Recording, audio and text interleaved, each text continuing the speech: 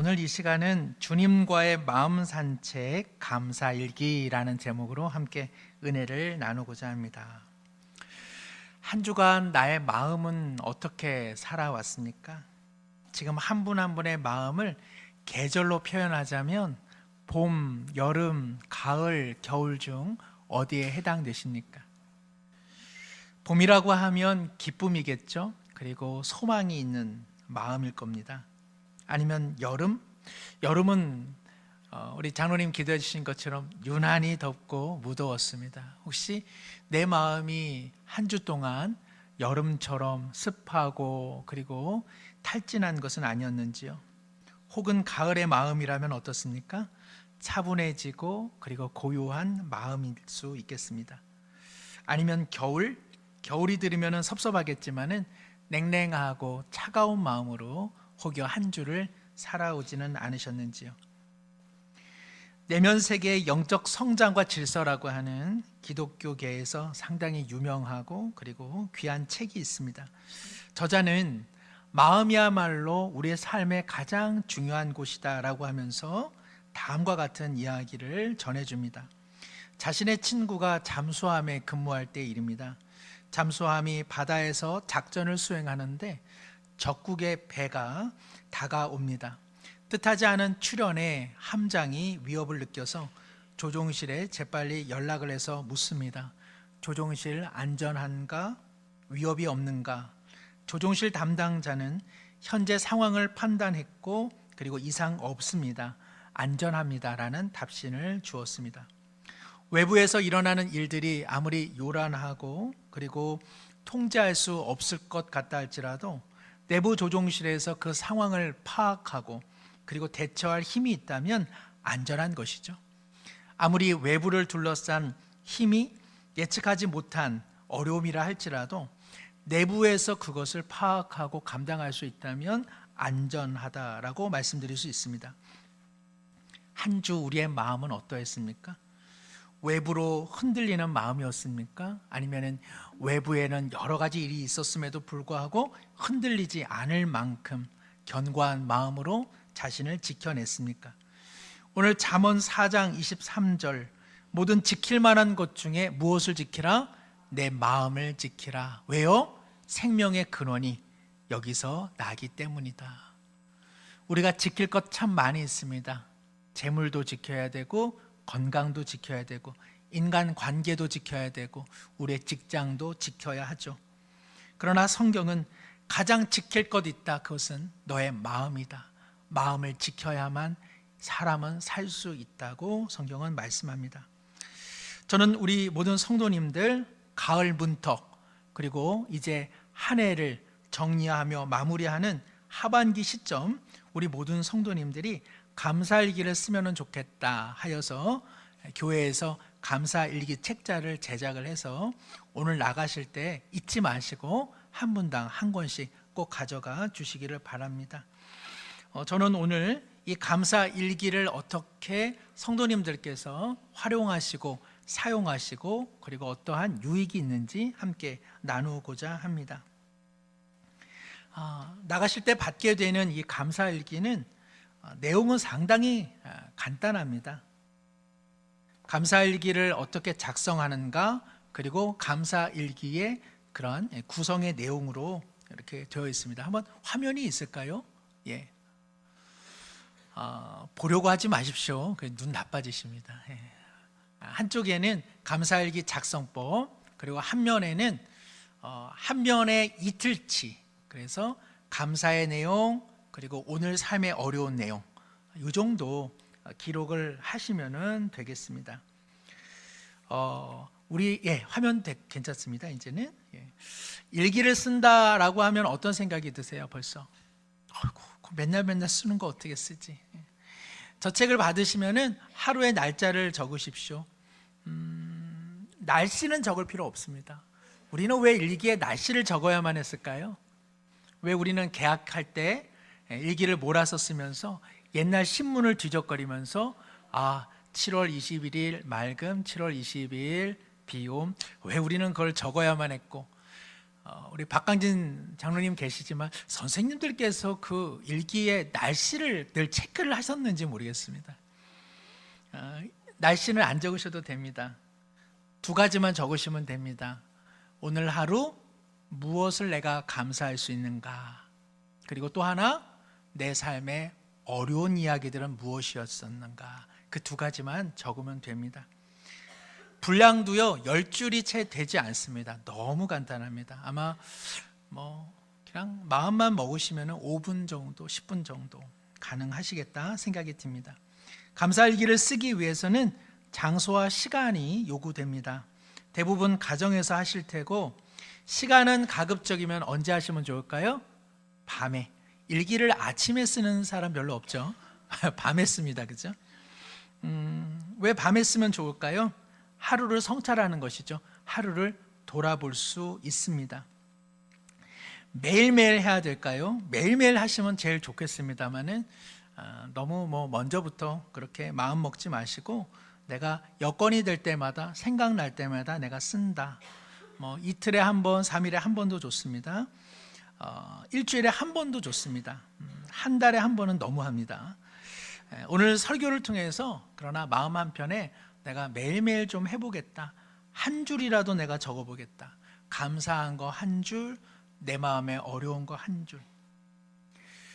감사일기를 쓰면 우리 신앙생활에 어떤 유익이 있는가 이제 말씀드리죠. 첫 번째는 신앙생활이 구체화됩니다. 신앙생활이 구체화된다. 새벽에 혹은 아침에 이렇게 말씀을 읽으시고 기도하시는 분들도 계실 텐데요. 우리의 그러한 그 기도, 또 우리의 어떤 그 내용들이라고 하는 것은 물론 구체적일 수 있습니다. 오늘 이런 일이 있습니다. 하나님 도와주시길 원합니다. 오늘 삶에 이런 일들이 조금 어려울 것 같습니다. 도와주시기를 바랍니다.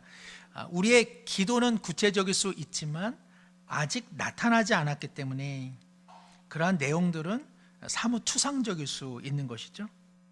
그러나 밤에 하나님께 감사의 기도를 올려드린다, 삶의 어려운 일에 대해 하나님 앞에 기도한다, 상당한 구체성을 가지고 있습니다. 왜 그렇죠? 이미 일어난 일을 바탕으로 감사하고 그리고 하나님 앞에 기도하기 때문에 그렇습니다. 구체적 현장과 삶을 갖고 오늘 일어난 일을 돌아봄으로써 하나님과 직면하는 시간이기 때문에 우리 신앙의 구체화가 일어날 수 있다는 것이죠. 우리 어떻습니까? 졸린 눈을 비비며 뭔가 기도해야겠다라고 하는 의무감 속에 하나님 오늘 하루도 도와주시고 인도해 주시기를 원합니다. 그렇게 해놓고 우리는 그 하루를 마감할 때 하나님께서 어떻게 우리를 도우셨는가, 어떻게 우리를 사랑하셨는가 있는 경우가 태반 아닙니까? 어떤 분이 제게 책 한 권을 주시면서 목사님 이 책 읽어보세요. 보니까는 좋은 책이었어요. 새 책인데 왜 저에게 주세요? 읽어보시죠. 그랬더니 집에 있다고 그러시더라고요. 집에 있는 책을 왜 또 사셨어요? 없는 줄 알고 샀대요. 예전에 너무 읽고 싶어서 산 책인데 안 읽고 책꽂이에 넣어두었다가 나 이 책 너무너무 좋아하는데 나 이 책 사야겠다 하고 책을 사보니까 언젠가 산 것 같은데 라는 생각이 들더라는 것이죠. 우리도 충분히 그럴 수 있습니다. 하나님께 무언가 요청은 드리고 그러나 실제 하나님께서 그 일을 해 주셨건만 우리는 그것을 잊어버리는 경우가 얼마나 많이 있습니까? 하루를 마무리하시면서 감사의 내용을 한번 적어보십시오. 그러면 하나님께서 그렇게 오늘 나를 도우셨구나, 그렇게 하나님께서 내게 기쁨을 주셨구나, 내가 상하고 지치고 낙심할 때 그렇게 하나님께서 내게 새 힘을 주셨구나, 오늘 하나님께서 나와 함께 하신 충만한 하루였구나, 반드시 감사일기를 통해서 경험하게 되실 겁니다. 그러면 신앙생활이 무슨 뻑적지근한 기적을 중심으로 이루어지는 것이 아니라 평범한 삶 가운데 어떻게 하나님께서 은밀한 가운데 도우시는지, 하나님의 은혜의 들풀 그리고 하나님의 은총의 꽃잎이 사방에 사방에 있음을 우리 모두 고백하게 되는 것이죠. 신앙생활에 있어서 나의 건강성은 언제 확인할 수 있을까요? 경탄하는 능력입니다. 제가 여러 가지 반복적으로 이야기했었습니다마는 경탄할 수 있는 사람, 작은 일에 감사합니다. 작은 일에 소중히 여기고 작은 일에 고마워할 수 있는 마음이라면 그 마음은 아직 건강한 것입니다. 경탄의 능력은 감사와 찬양과 만족할 수 있는 힘이기 때문에 그렇습니다. 우리 중에 매번 짜증내는 사람과 같이 있는 거 좋아하는 분 아무도 없을 겁니다. 짜증을 잘 내는 분일수록 짜증나는 사람과 있는 것을 견디지를 못합니다. 자기가 짜증나 있으면서 왜 짜증이야? 라고 말하면서 그 자리를 모두가 피합니다. 작은 것, 별거 아닌 거에 이렇게 감사하고 고마워하는 사람하고 마주할 때는 마음이 참 편안합니다. 자녀들 중에도요, 매사 삐딱선을 타는 자녀들이 있죠. 매사 불평하고요, 불만족에 가득 찬 자녀 있습니다. 함께하는 이들 중에도요, 잘못된 것만 눈에 들어오고 그리고 잘못된 것을 지적하는 것을 이 땅에 태어난 나의 존재적 사명, 역사적 사명으로 생각해서 그 일을 부지런히 하는 이들이 있습니다. 늘 불만하고 늘 비판하고 늘 지적하는 인생을 사는 까닭은 무엇일까요? 왜 그렇게 인생을 살까요? 세계관 때문에 그렇습니다. 세상을 바라보는 눈, 세상을 바라보는 시각이 그런 시각과 그런 인간관과 그리고 그런 가치관을 갖고 있기 때문에 그것은 저절로 나오는 것입니다. 노력하지 않는데도 지적이 나오고요, 노력하지 않는데도 냉소적인 까닭이 바로 여기에 있는 것이죠. 물론 잘못된 것을 고치고 더 나은 형편을 만들고자 애쓰는 그러한 노력들 결코 잘못된 것 아닙니다. 그러나 사람과 세상은 그것만으로는 바뀌어지는 일이 없기 때문에 그렇습니다. 더 중요한 것은 소중히 여기는 마음, 그리고 감사하고 그리고 경탄하는 마음입니다. 작은 삶에 대해 감사하고 평범한 것에 대해 고마워하는 마음, 대단한 신앙의 능력입니다. 예수님 믿는다고 해서 저절로 얻어지는 것 아닙니다. 상당한 훈련이 필요하고 세상을 바라보는 세계관의 전환을 노력하지 않는 한 쉽사리 얻기는 어려운 것이죠. 사랑하는 성도 여러분, 감사의 일기를 한번 하루하루 적어보십시오. 세계관과 그리고 사고관에 반드시 전환점이 마련될 것입니다. 이러한 시간들을 통해 오늘 나의 삶을 지켜주신 분이 하나님이시며 내 삶이 시들 때마다 은총의 물을 부어주신 분이 하나님이시며 세상에 요동치는 환경 속에서도 흔들리지 않을 수 있었던 것, 주님의 은혜였음을 우리 모두 고백하게 되지 않겠습니까? 매일의 삶에 하나님의 간섭과 개입하심을 잊어버리는 이들은 적어도 그런 시간 속에서는 무신론자와 별반 다를 것이 없는 것입니다. 무신론자는 누굽니까? 하나님이 없다는 것이죠. 하나님의 없음, 하나님에 대한 무감한 삶의 태도가 무신론자라면 우리도 하나님을 잊고 산다, 우리도 무신론자에 대해 별반 말할 내용이 없는 것입니다. 우리가 좋아하는 구약의 성경 구절 하박국 3장 17절입니다. 비록 무화과 나무가 무성하지 못하며 포도나무에 열매가 없으며 감람나무에 소출이 없으며 밭에 먹을 것이 없으며 우리의 양이 없으며 외양간에 송아지가 없을지라도 18절 함께 읽습니다. 나는 여호와로 말미암아 즐거워하며 나의 구원의 하나님으로 말미암아 기뻐하리로다. 아멘.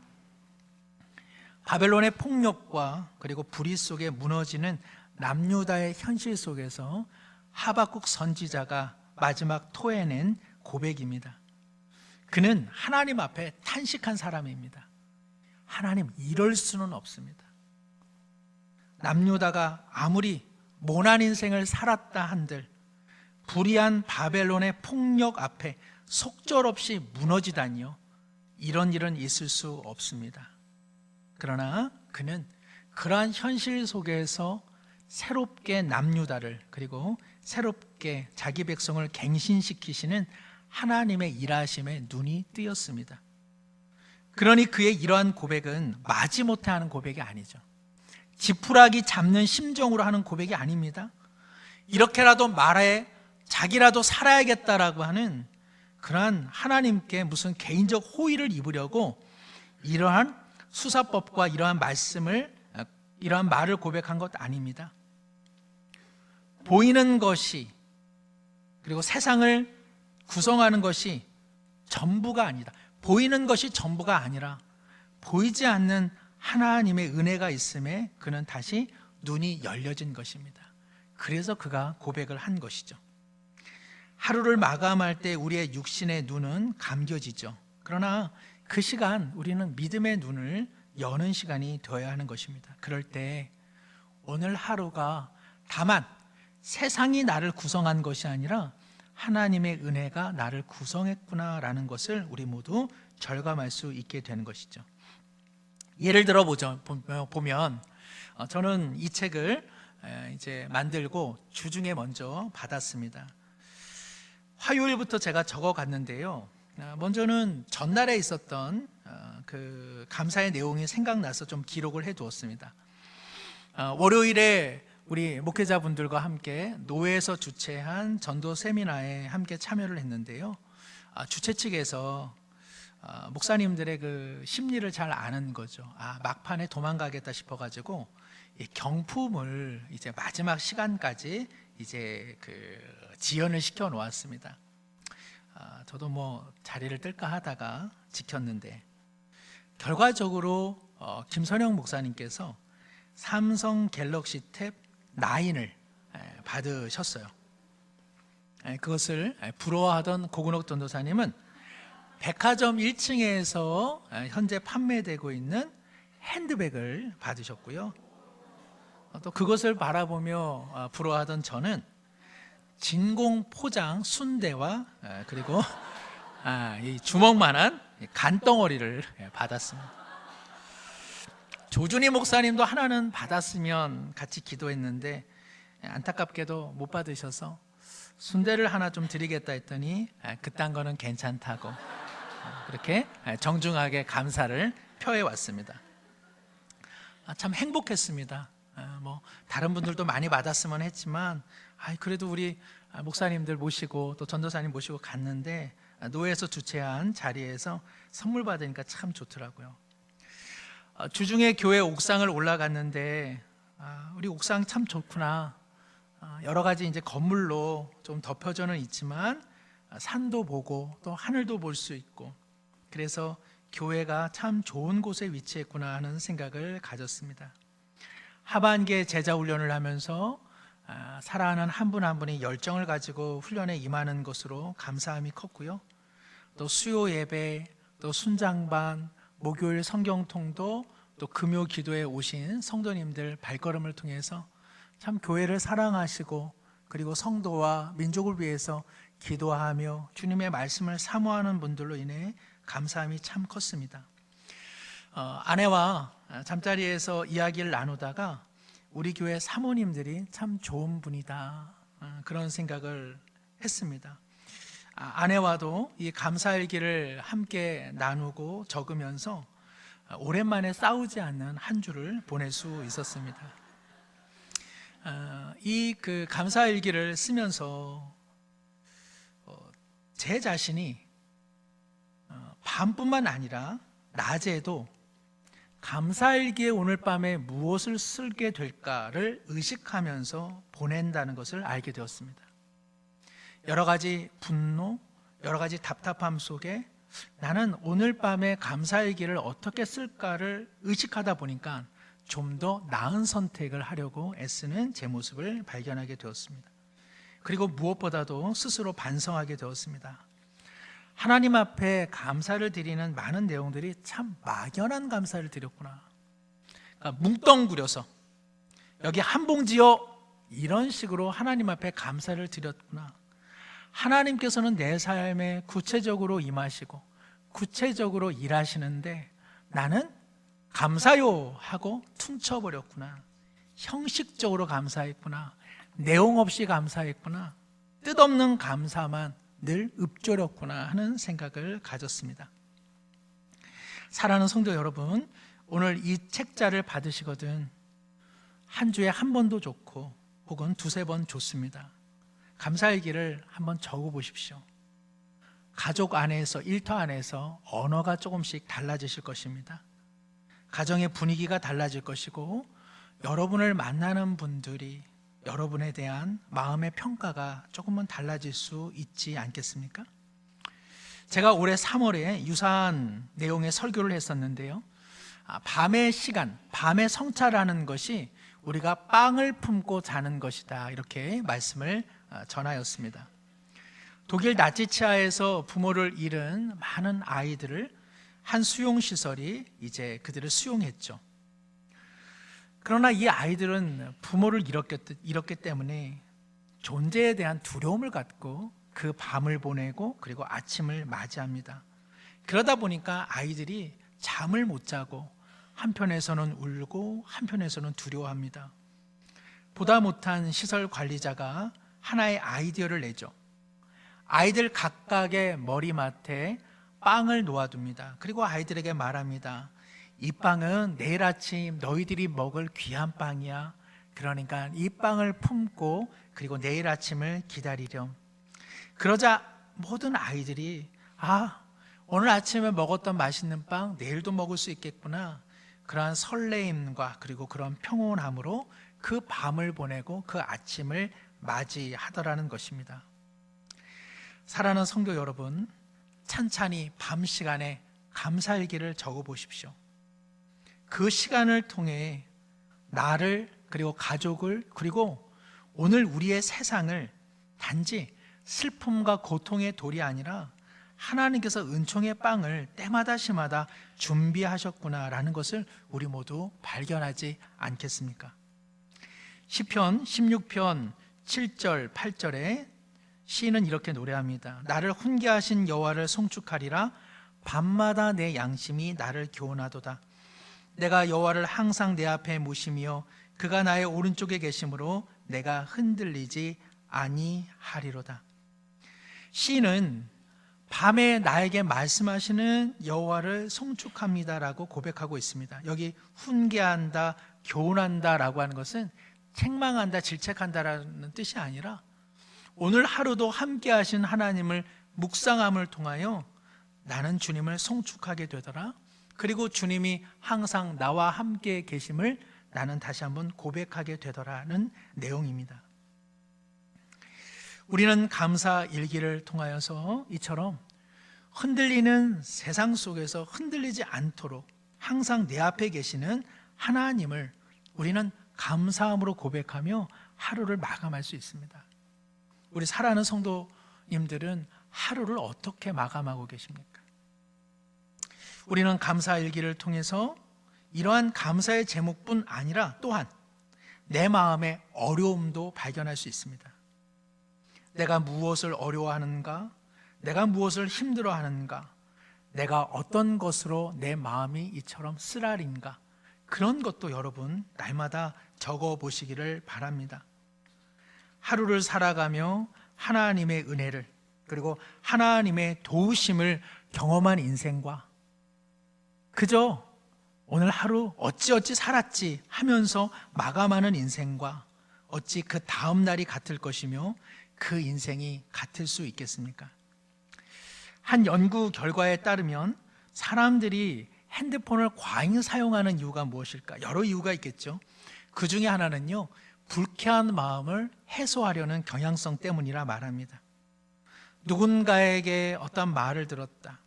오늘 나 잘 못 산 것 같아 라고 하는 패배감 그리고 부정적인 감정이 압도될 때 오늘 우리 시대의 가장 손쉬운 해결책은 무엇일까요?